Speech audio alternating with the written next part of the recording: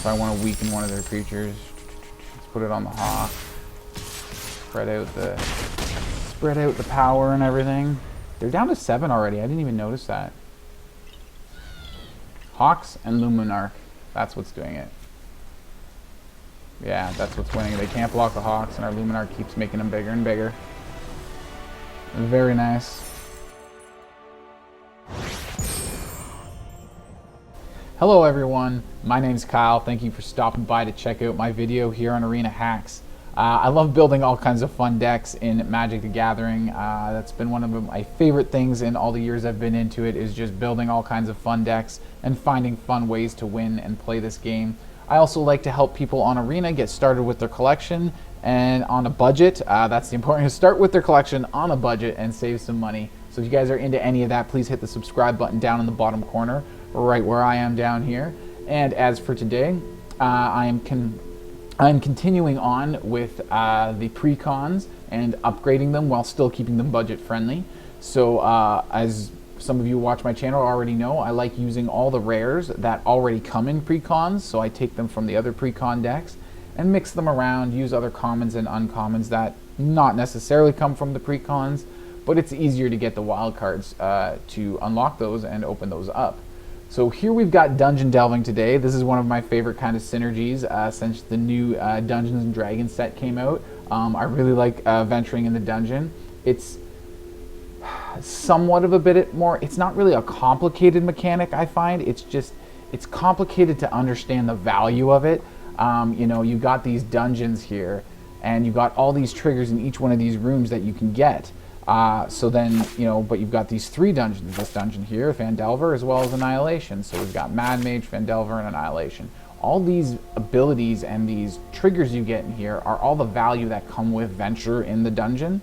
So, you know, it can be hard for players in the game to think about how important venturing in the dungeon can be, because you're getting to do all this free stuff in all these dungeons here. Mad Mage is definitely my favorite. We do try to start off with Tome of Annihilation, just because it's a fast dungeon to finish, so then we can get our triggers from things that get boosts when you finish dungeon. So like Cloister Gargoyle gets flying and +3/0, so then he's a 3-mana 3/4 flying, which is actually really cool. And he ventures when he enters the battlefield, which is really cool. Triumphant Adventurer, which I was highlighting there. Oh, and by the way, if you want a upgraded version of this deck, basically using more rares and stuff, a further upgraded one, you should just check out my video. I'll put a link to it up there. Esper Dungeons, it's basically, yeah, it's like this deck on freaking steroids. It's amazing. So go check that out if you haven't already. But carrying on here, Triumphant Adventure, which I was hovering on earlier, is really great because he has Death Touch all the time, so he does make a decent little blocker. He's only 2 mana, 1/1 with Death Touch, which is not terribly unfair.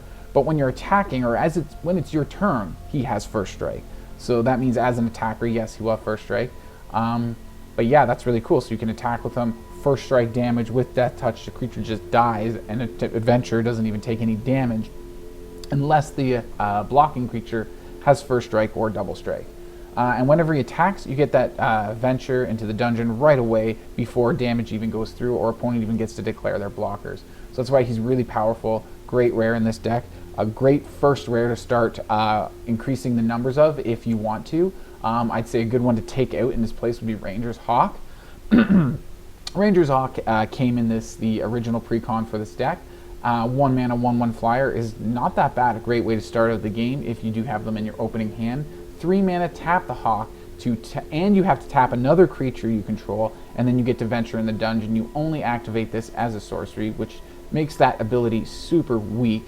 If it was instant ability, you could declare blockers on your opponent's turn, and you have that 3 mana saved up. Then after blocking, or right before your creatures die because of combat, you can then pay your 3 mana, tap the Hawk, tap your other blocker, and then you get your venture right before the creatures die in combat. So it's like that ability for 3 mana, and you have to tap another creature, and its sorcery speed, it just makes it way too weak. There's just way too many limitations to that ability to make it really all that effective. So this is really just a good 1 mana 1/1 flyer that has the option for us to venture in the dungeon if we do get stuck late game or something like that. We really don't rely on that ability pretty much at all. So if you really want to upgrade your, or increase the number of Triumphant Adventurers, Ranger's Hawk is a great first one to take out. We also have Delver's Torch in here. If you're increasing rares like Triumphant Adventure, or what's the other rare that you can increase here? Nadaar, only add 1 or 2 more of these guys because they're legendary. But same thing, when he, actually not the same thing as the Triumphant Adventure. The same thing, yes, he does Venture when he attacks, that same thing. No Death Touch, he does have Vigilance, he is a 3-mana 3/3 with Vigilance, which is really freaking cool. But whenever he attacks, he also ventures in the dungeon. Oh no, I already said that. That's like Triumphant Adventure. Unlike Triumphant Adventure, he also ventures when he enters the battlefield, which is what's really cool about this guy. What's also really cool is when we finish that dungeon, like I mentioned earlier, this guy has one of the abilities that then triggers, and all of your creatures then get bumped up by Nadaar. Kind of like Cloister gets a little pump up that he gives to himself when you finish the dungeon. When you finish the dungeon, Nadaar gives all your other creatures a pump up. Not himself, but everybody else gets +1/+1. So yeah, that goes... So Delver's Torch basically turns every creature into that when you equip it to them. Oh no, wait, that's why you can increase Nadaar and take out Delver's Torch, because Nadaar is, again, another one that's good to increase more of if you want to find more rares to put in this deck for your first few extra rares. Oh no, I didn't finish talking about Delver's Torch. Delver's Torch, yeah, like it's a weaker version of Nadaar because we equip it to a creature and then they get that ability like Nadaar has, Triumphant Adventurer has, which is really cool, especially if we put it on a flyer like Ranger's Hawk or Gargoyle. If we've already finished the dungeon, he has flying then too, and putting on Delver's Torch gives him the repeated venture ability rather than just when he enters the battlefield. You know what, you could almost drop this guy and increase Nadaar.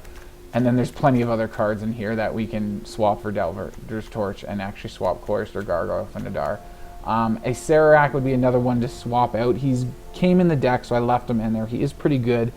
If you have a strong lead when you first venture in the dungeon and you feel like you're ahead of your opponent, I would suggest starting with Tome of Annihilation, because you kind of need to be ahead because you're both losing life, you're both discarding or sacrificing stuff, so you're both losing stuff when you venture into this dungeon and when you go into each room in this dungeon. So you have to be ready for that. So if you're ahead of your opponent, this dungeon is really good for that. It helps drain your opponent. It's a very aggressive dungeon because you are doing damage to your opponent, or you're making them sacrifice or discard a card if they don't want to take the damage. So either way, it's like it's just really hurting your opponent, but you're taking that hurt as well at the same time, but then you get a big reward at the end. The big thing about it is a fast dungeon to finish. And when you finish this specific dungeon, it's the only way to get Acererak to stay on the battlefield when you cast him. And he is a 3-mana 5/5, which is really sick when you can get him to stay on the battlefield. If you haven't finished the Tome of Annihilation, though, he bounces back to your hand, and you get to venture into the dungeon. When you get him to stick on the battlefield and he attacks, each opponent has to then sacrifice, or no, I create a 2/2 zombie creature token unless that player sacrifices a creature. So it becomes, yeah, you're back on that sacrifice thing. Do they sacrifice, or do they let you get a little, what is it, zombie token? Now the reason why I say he can come out is because, especially if you have him in your hand and you're not in that position where you can go into Annihilation, it's a really painful thing to do.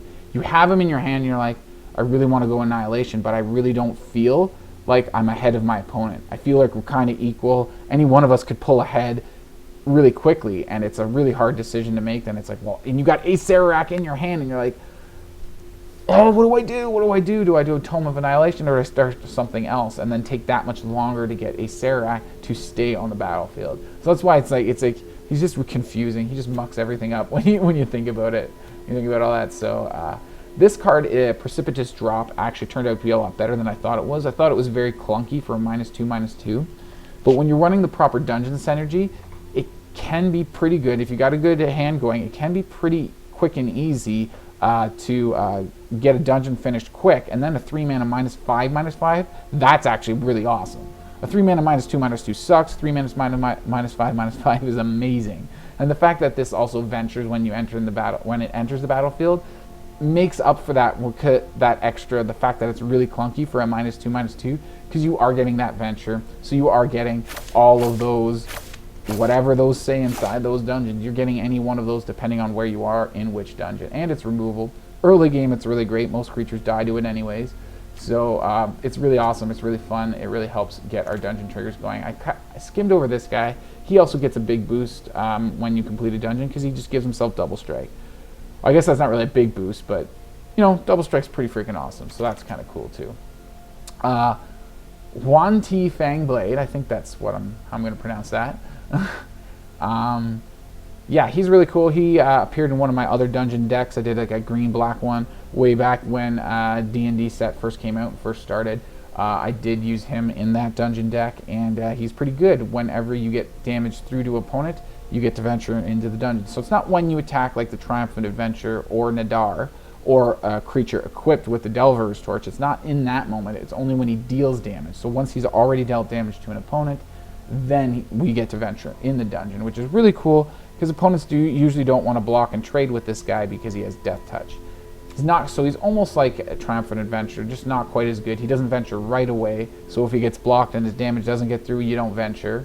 And unlike Triumphant Adventurer, since he doesn't have First Strike, when he attacks, it's very easy to trade, do 2 damage to him, and your opponent will just trade their creature with him, instead of the Triumphant Adventurer, where he does his damage first, and their creature dies, and he stays perfectly fine.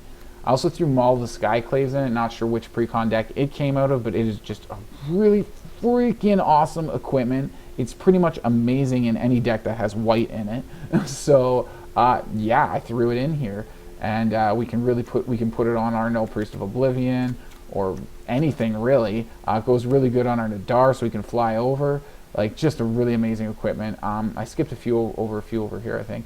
Fate's Reversal, another venture into the dungeon, really cool because then you can bring one of your dead creatures back out of the graveyard, which is really sick when you have these Death Touch guys that you're attacking with to get ventures. So then, or if you block with them and your opponent's creatures die, then you just bring them right back out of the graveyard, and you get to venture while you do it. And then when you cast them again or attack with them or whatever, you usually get to venture again, right? So it gets really crazy awesome that way. Nullpriest of Oblivion is really good in this deck because you got the Menace and Lifelink. So if you get her out quick, and then you can start attacking in with her, and they can't block because they only have one creature or something, especially if you get Luminarch Aspirant and start giving her counters, you gain all this life, and then you're set to go into the Tome of Annihilation. Don't discard, don't sack it, just pay life, because you're so ahead on life points anyways when you can have a start like that. So that Menace Lifelink is actually really handy when you're looking to go into Tome of Annihilation. Soul Shatter, super powerful removal. I feel like I did this area already. Did I skip that? Great removal. You make your opponent sacrifice a creature with the highest converted mana cost, so always make sure to pay attention to their mana cost so you know which one has to be sacrificed when you cast it. If they tie for the highest mana cost, opponent gets to choose which one gets sacrificed.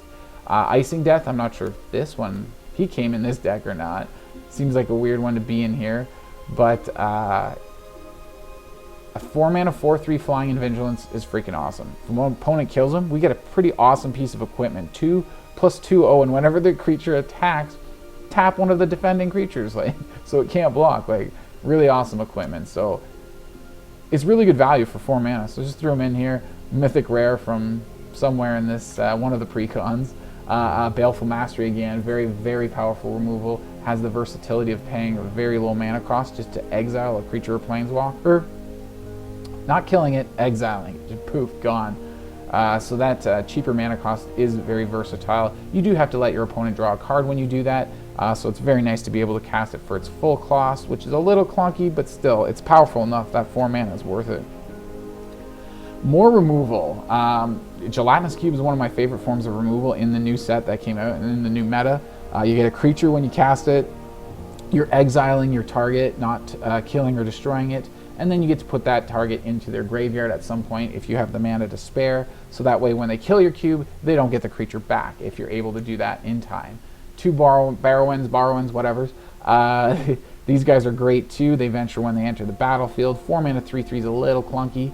But whenever he attacks, if we finished a dungeon, again, another reason to finish dungeon, to get one dungeon finished quickly, because when he attacks, we get to return a creature with converted mana value 3 or less from a graveyard to the battlefield.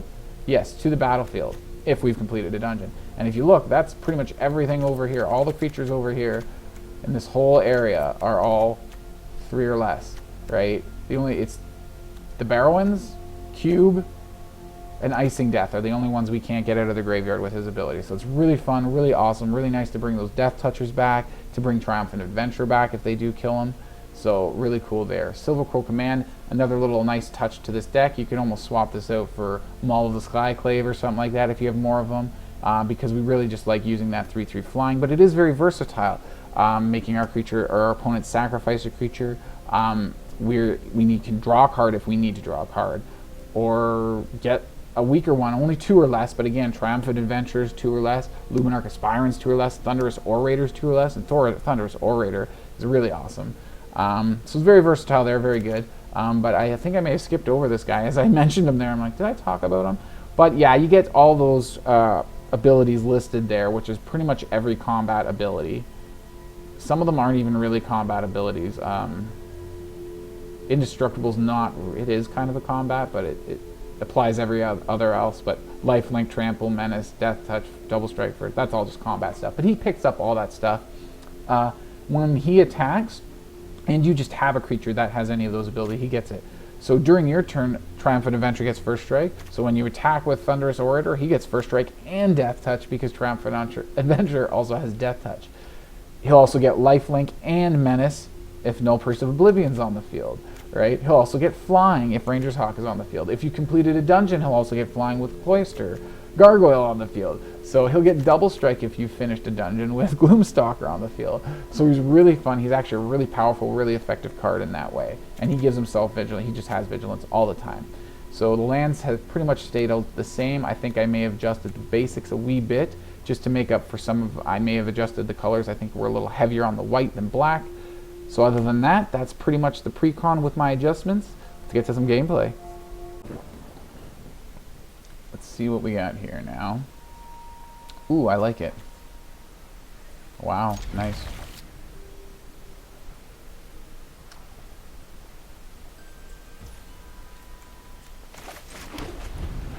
So who are we out with first? Thunderous Orator or Adventurer?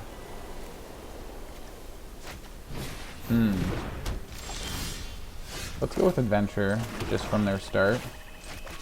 I think that seems pretty good. They might have a portable hole or something. That would suck. Okay, Innkeeper. It's not the worst for us. It's not good, because, yeah, they're getting all their life gain stuff set up. We have removal for it here. It's not terrible. Let's attack in first. Let's just go straight for the life drain. I think we got the aggro start here.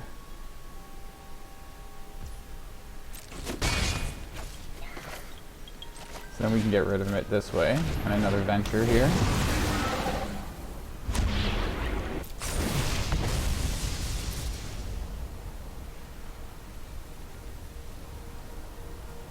What is it? Discard? Yeah, this was discard.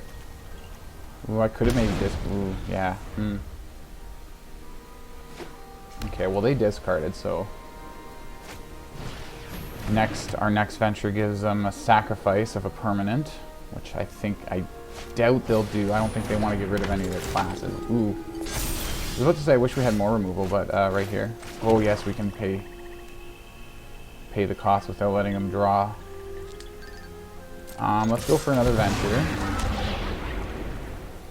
Are we gonna sacrifice something? No. Let's just keep going with it.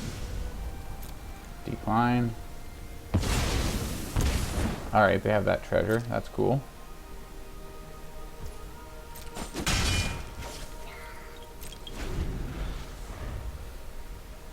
So Baleful Master. Oh shoot. Dang it. Stupid Paladin. I totally forgot about Paladin class. We have to do this for the student cost if we do it. That really sucks. I wish I would have thought of that earlier. Who do we get rid of though? Telisar or Lumimancer? Which one's worse? I don't even know. Oy, oy, oy.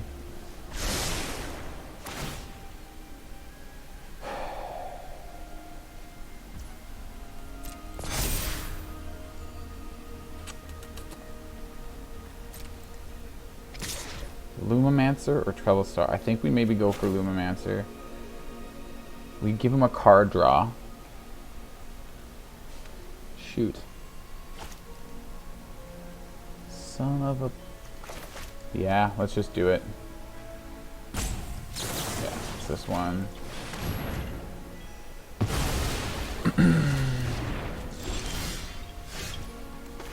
Tap land, that's not very nice. Do we have any creatures in the graveyard?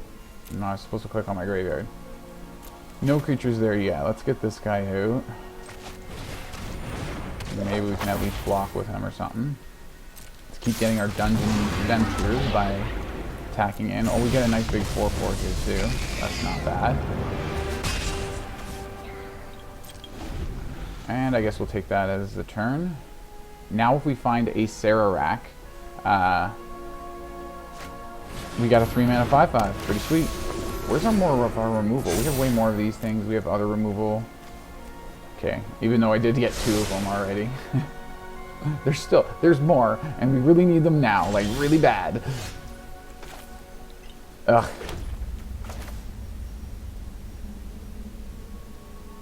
I say we put this on Thunderous Orator, because he will get first strike and death touch as well. And that's a good amount of damage too. Do we attack all in? Because that's a lot of damage.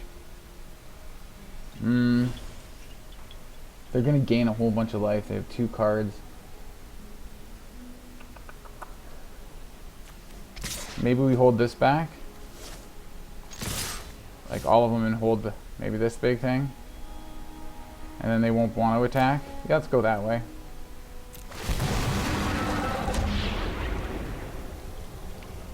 Yeah, this is like my favorite dungeon.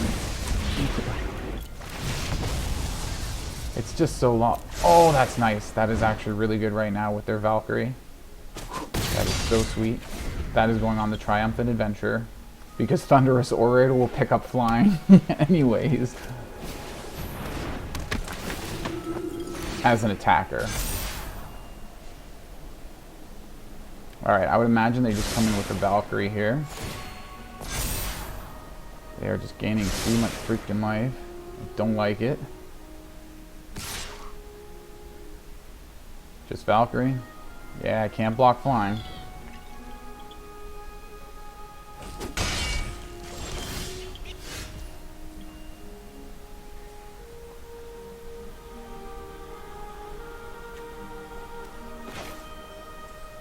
So who do we put this on though? Do we go for the Triumphant Adventurer? Or do we maybe go for this guy? I kind of want someone to be able to block in the air, which means we can't attack with whoever we equip this to. So maybe we just attack in with these guys and put this on the 4/4 as a flying blocker, and he will get first strike and all that fun stuff. So it's just continuing with these two, get our dungeon trigger, all that stuff. Can't attack until our next turn? Yeah, let's shut down their Valkyrie, because we can't block it. Ooh, that's a lot of really good stuff. Okay. Just rearrange the order a wee bit.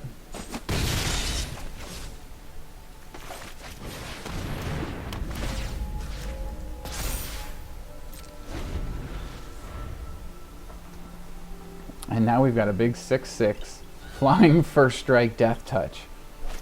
I think he's a pretty good blocker. They're going to continue to gain life here though. Luckily that's not a cleric or an angel to trigger this guy. First strike death touch blocker.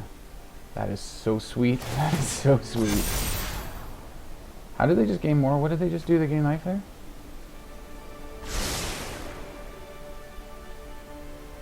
I must have missed something while I was talking, because I'm pretty sure all their life gain triggers were done, and then all of a sudden, just out of nowhere, more triggers.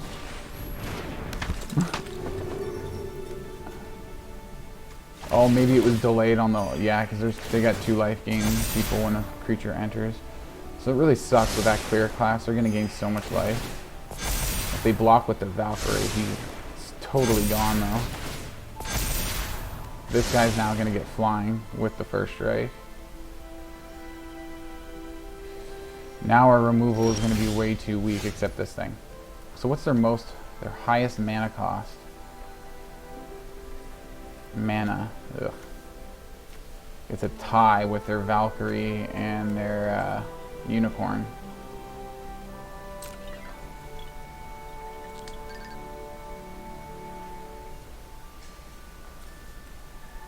How much mana? 6, 4. Dang it!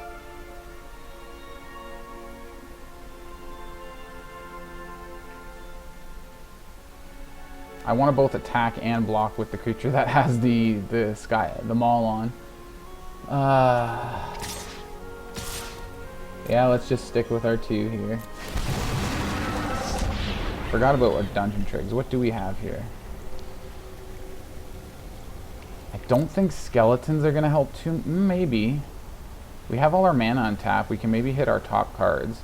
Get a flying blocker with Elite Spellbinder. Maybe we can do something that way.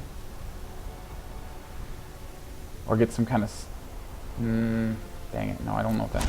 Shoot. Tokens or this? Let's go this. You know, let's just... We know we have Spellbinder. Let's just see what else is there. A land? Can I just play that? Oh, I can just play that. Okay.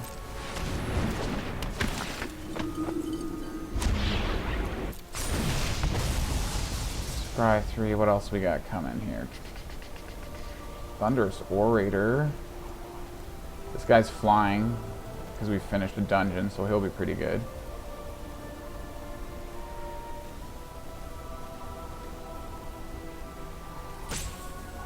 I kind of want more removal though. Maybe we throw him down, keep the Orator, and see what else we have coming.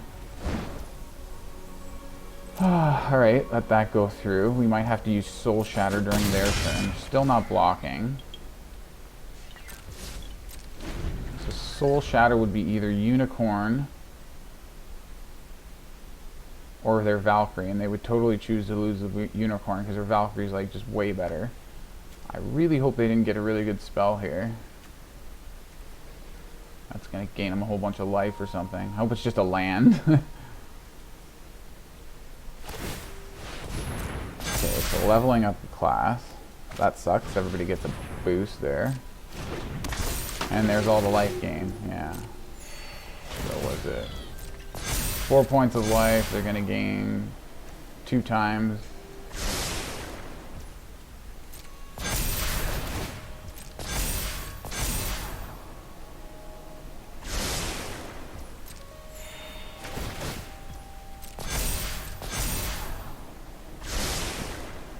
Alright, keeping it on top. I don't know if he kept it on top. I paid attention to the last one and kept it. So, too much freaking life they have been gaining.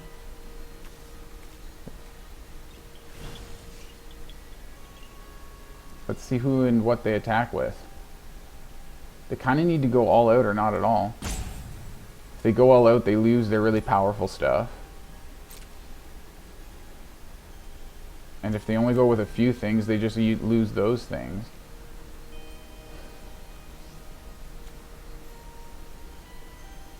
So as soon as we get a dungeon trigger, we're casting a spell for free.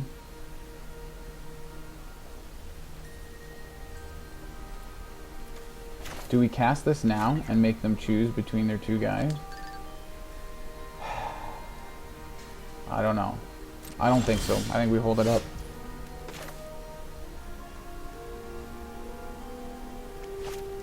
Well, before we do anything, let's just attack in with just our 2 guys again. Yeah, let's go with just these 2 guys. First Strike Death Toucher is my amazing blocker right now, so go like this. See what we get for our first dungeon trigger, which is drawing cards and playing something for free. Here we go. Ugh, that's it. Lands in this guy. At least he's got double strike. Then we gain life from this. Not a big deal. Double strike. Oh yeah, this guy's got double strike. That's right. Okay, that's getting to be some damage then. That's actually really good too. That'll take them down. If they let this through, that'll take them down where their Valkyrie doesn't give them a boost anymore. I really need to get rid of that freaking Valkyrie. Oh, they got life gain triggers though. Still. Alright, so they did gain, that's what they did, tapping that, gaining the life. Yeah, where's more of my targeted removal? 2 of it. Alright, haven't dealt damage yet? Oh, haven't dealt second strike damage, right. Let's play white out first.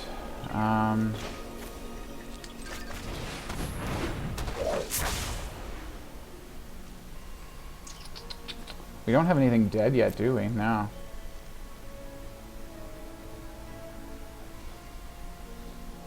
So, should I just play Soul Shatter now? I kind of want to wait for them to attack with the Unicorn, and then I can play Soul Shatter. And then it's like, okay, choose Unicorn or Valkyrie, and then I can block whoever they, with a first strike, Death Toucher, whoever they don't sacrifice. Really need targeted removal for that freaking Valkyrie.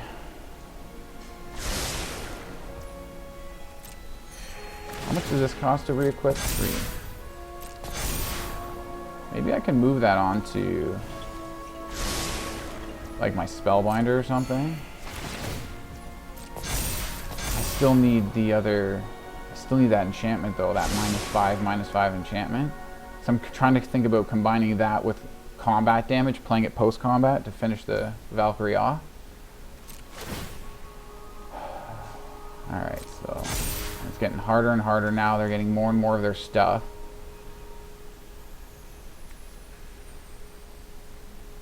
They do just seem to be running a budget-friendly deck themselves. Like, I don't know why else they'd have a Unicorn in there.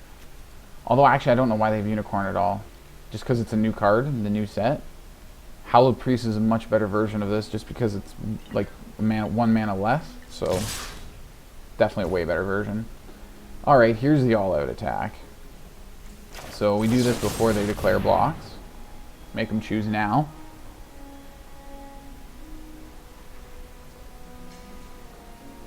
Still between Unicorn and Valkyrie. They can't sacrifice anything else because these are their highest mana costs. But they're tied, so they get to choose. I figured Unicorn was gonna go. So we need to chump on Trelisara there. We only have one first strike or one Death Toucher at all. That needs to take down their Valkyrie for sure. I really don't think there's anything else we can take down. Actually, if we can reduce anything's toughness to 2 or less, they will die because when Valkyrie dies. So we have to chump Trelisara. She's not going to die at all. This is first strike too, so he'll die on the first strike round. Which means his... What is he getting an extra? He's getting a +3 boost. Where's his extra boost coming from? Right, Paladin class. So I actually need their toughness down to 3 or less. Ugh.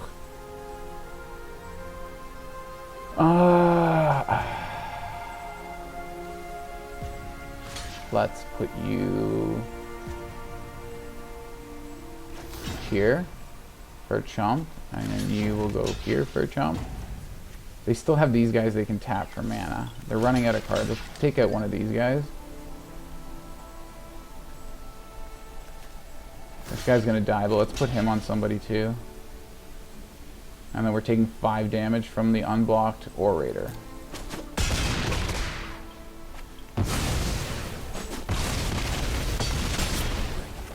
No, 3 damage because they lost their Valkyrie. Whew.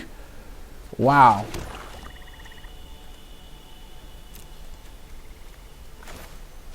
What do we have? Anything really good in our graveyard now?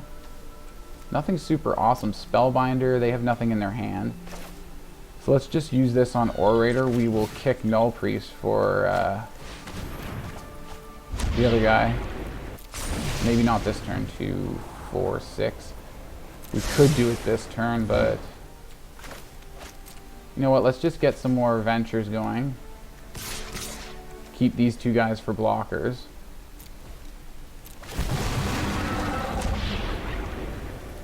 Can't attack, yes. Let's do that. Big boy can't attack. I want to have a chance to... Oh my god. Land ahoy. Is it just me or has this game been going on for a while now? They had a freaking good start with their damn classes. Do we do this now? They don't have nothing in hand. Let's just play this out. They don't have nothing in hand. They ain't got nothing in hand. So they can't attack with big one. They've got something that they just drew. Can they get 3 or 4 lands in a row like I just had? That I had to scry through? Can that happen to them, please? It's gonna be another Valkyrie, I bet. Oh my god. They're still above 27, so they'd all get a +2/+2 boost. Okay, Hallowed Priest. Okay, that's the one that I said was better than the Unicorn, so... They do have them in here. That is interesting. Puts it on the Luminarch. Are we going for another big attack? No. They still have nothing in hand.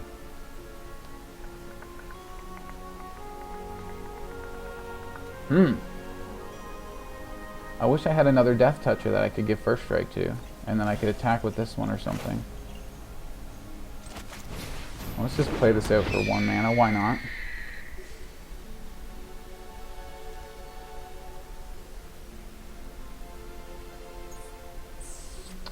And they can't block flying anyways. They can block these guys, but they can't block flying. This guy does get flying. So does this guy. Let's use this guy as well for an attack, just to get damage in these 2 guys. And these both get double strike because of this guy. That's going to be actually a good amount of damage. Getting over their head with those 2 guys attacking. We actually do have a pretty good amount of mana. Let's go for this one. We can cast some spells. Yes. Yes, please. You as well. We have the mana for it. Get rid of that stupid huge creature.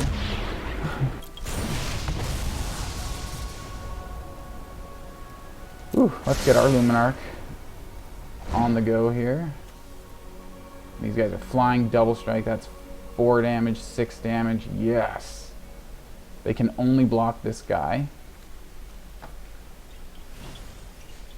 If they double block, he will still die because it's only one power. So it's only 1 damage that's Death Touch. So 1 creature will die on first strike. And then the adventurer won't be able to deal any damage after that. So then the rest of the creatures will kill him. They just have to multi-block him, is all. More creatures than the amount of power he has. If he had 2 powers and 2 creatures blocked him, his first strike would do 1 damage to each creature and both creatures would die. So yeah, that's kind of how that works. Unless the creatures have first strike as well, because then they deal damage at the same time. These scoops, because we were starting to pull around. Oh, beat the life gain deck with a Paladin class.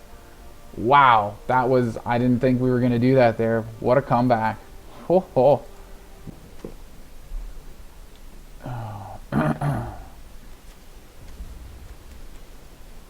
At least we have something to do every turn, like Hawk, then Torch, which we can't equip right away, but then we can go to one of these guys, get dungeon triggers.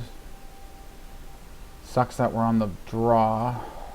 Let's hope that we get removal and get some good stuff coming from our deck here. Alright, Hawk out right away, I guess. Torch out unless we get a better 2-drop. Better 2-drop would be much more appreciated. Oh, flooding on the black mana. Let's just get this down. Attack in, don't really care. They're going to attack in, play some spells, get a bunch of pump-ups, and there's not...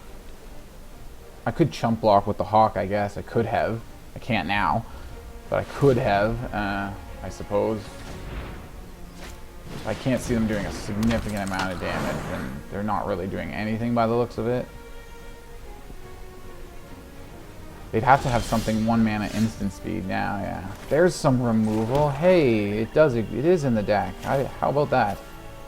I didn't know. Right, this guy can grow permanently on Magecraft. This guy just gets a temporary boost on Magecraft. So we're gonna get a venture here. Let's go this way. Question is, do we go Tome of Annihilation?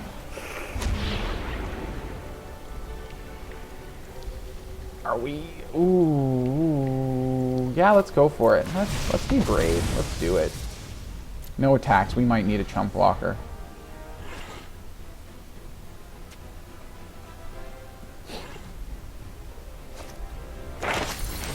Okay, yeah, there's that. Ouch. Gonna cast that to get a land, probably. I think it's all sorcery, so we can see how much they're pumping her up. I can just chump block now. Do I care about the Hawk? Not so much. Let's just do it. This guy might be a good... Whoa. These two. Yes. I do want to trigger, though. What's our next room? We can discard this.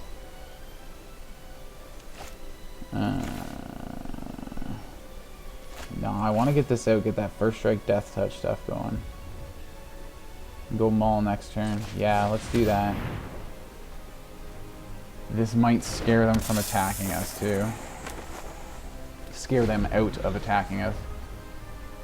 It doesn't matter how big their Lumimancer, unless well, they could have it indestructible. That does seem like what this deck might do. They do that pre-combat.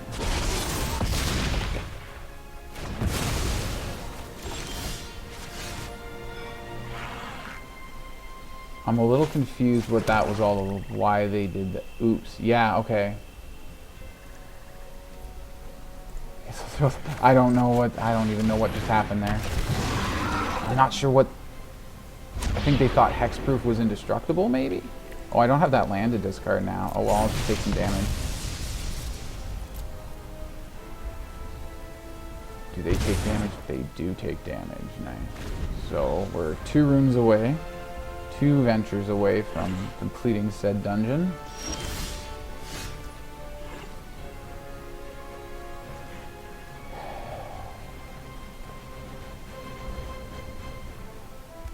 Take a look in their hand.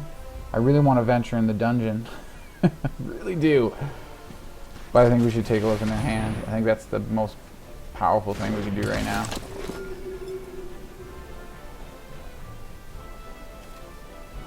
Wow, okay. Well, they have no creatures for any of this stuff right now. Make it cost 2 more. So Show of Confidence would cost almost all their mana.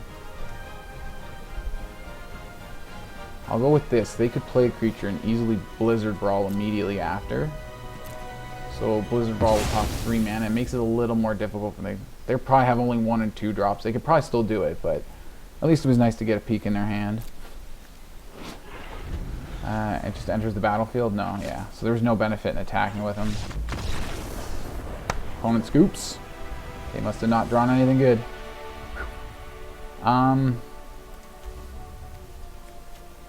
Yeah, I have no idea what they drew. So yeah, this was probably going on next turn, depending on what we drew. If we drew a land, that would have been sweet, because then we could play one of these guys as well. I think I would have went with Acererak, put this on... Probably would have put it on the Spellbinder, not attacked with him, saved him as a blocker. No, I would have attacked with him, because he would have got the flying and the boost kind of as we attacked, right? Yeah, so put this on this guy, attack with both, get the trigger. And then play Acererak. He bounces back to my hand still, but I get the last step here, and I do get that 4/4 creature token. So that would have been the play, I think. We had a pretty good spot, I think. That was good. Alright, on the play again. Really sweet. Some powerful removal. 1, 2, 3. I don't really like playing this guy out so early, but yeah, we'll see. We'll see what we draw. Hopefully we get good stuff.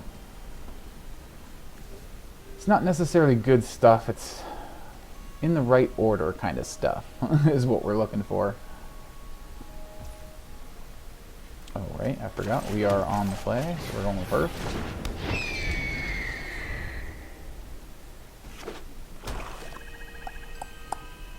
Removal already. We're just gonna play another Hawk. Maybe, maybe not. They were eyeballing that Hawk pretty good with their, I don't know, removal, I'm guessing. Lumimancer is awfully tempting. But so is Orator. Let's go Orator just in case they do have that immediate removal. There's no stick, so it's not instant speed, whatever it is. It could have been a Blood Chief's Thirst. That could be. I bet you they have a Blood Chief's Thirst. You know what? Those actually wouldn't go too bad in this deck now that I think about it. What would we take out? Something that's removal that doesn't venture into the dungeon that's not a really good removal like this. Which is probably nothing. So, I was right, wasn't I? How about that? Called it. So do they have another one? For our Lumimancer? Or Luminarch? Or do we just venture? What do we do? Oh, well, there's the attack. Okay, so we're going to venture just because I didn't want to play Luminarch Inspired. So what do we do? I say we got to go for... I really want to do this because of Acererak, but we don't have a lot of other venture other than the stupid freaking Hawk. And Acererak himself. I think we need the Scry. We just need these triggers more right now. Land is good, but I don't think it's going to help us.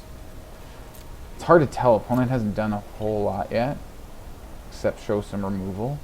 Let's keep it, I guess. And then next turn we'll do Luminarch Aspirant.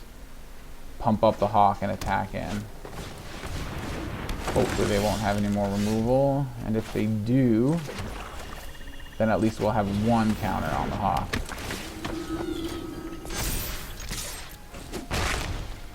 Yeah, last turn I didn't mean to go to combat when I did, and I'm like, well, I guess I'm not playing the Luminarch now because she won't get to put a counter on anything. Oh, that's terrible. Actually, it's not that bad. We've been holding this, sitting on this amazing removal, and that's exactly why this removal is amazing, because of the ward stuff. Ward don't matter. So let's go combat, pump up this Hawk again. Attacking with everybody, Soul Shatter. Away goes their Emerith. Thank you, Soul Shatter. I don't think that card came in this deck either. That's one of the ones I took from the other precons and put in this deck. Came in super awesome there. So do we go for this venture here? Yeah, now I'm wishing I had started a different one than this.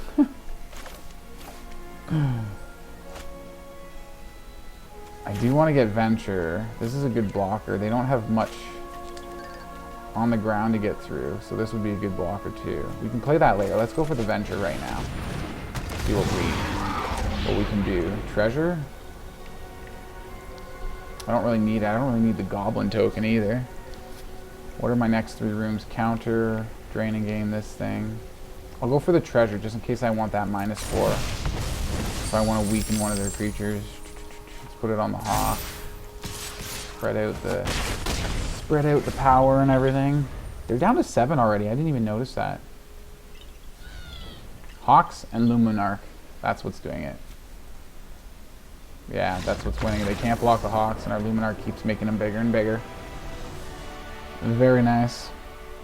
Again, Luminarch Aspirant is not really a dungeon synergizing kind of creature, but she's just so powerful, and there's why.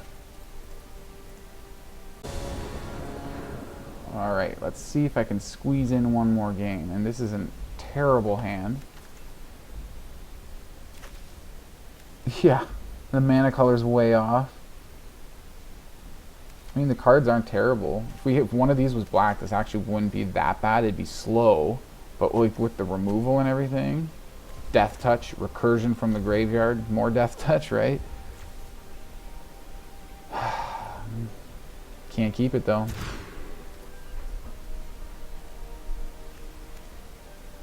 That guy's awesome. Yeah, what do we throw back though now?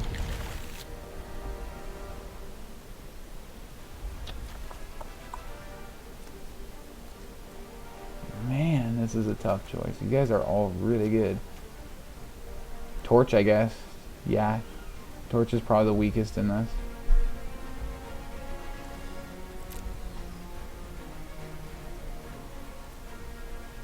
And we're on the draw too, which also is Undurr against Mill, which is also... what do we got? Mono Blue or Dimir? That's my guess. One of those two. What? Is it? Is it Mill? With Foretell? What the heck? Is it Mill with Foretell? With a side of Foretell? A little sprinkle? I don't like seeing that red. I was hoping for mono blue because then I'll be like, removal isn't that likely. Yeah, they might have the removal. Let's go this way. See if we can start attacking in and get dungeon triggers. If we do draw a land, that would be really amazing. So we can pump them up and give them flying. And then that will carry over to the Orator as well. We just lost a ton of lands, and that's exactly what we need one more of. I'm starting to think we should have thrown this back. We're never going to get to cast it. Same with Barrowin. Barrowin, whatever. One red mana left from opponent. Snowlands? No.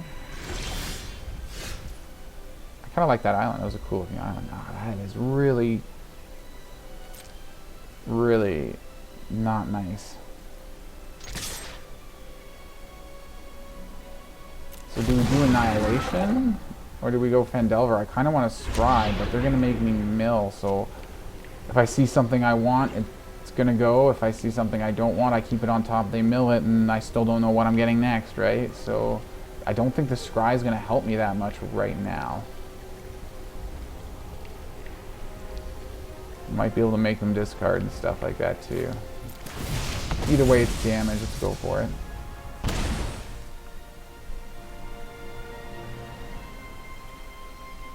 And then I can go Orator. I missed that freaking land because they put it all in our graveyard for us.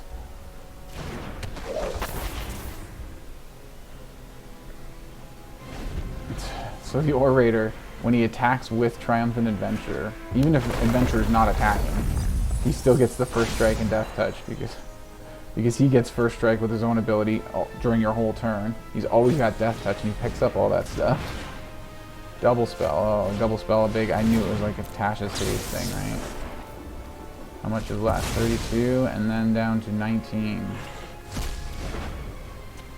Can we win this? How many of our lands did they get? A lot. We drew one though. That's pretty helpful. So we throw this on Triumphant Adventure. Now all of a sudden they can't block. Because Orator will fly over top as well. Yeah, we gotta go that way. Get some damage in.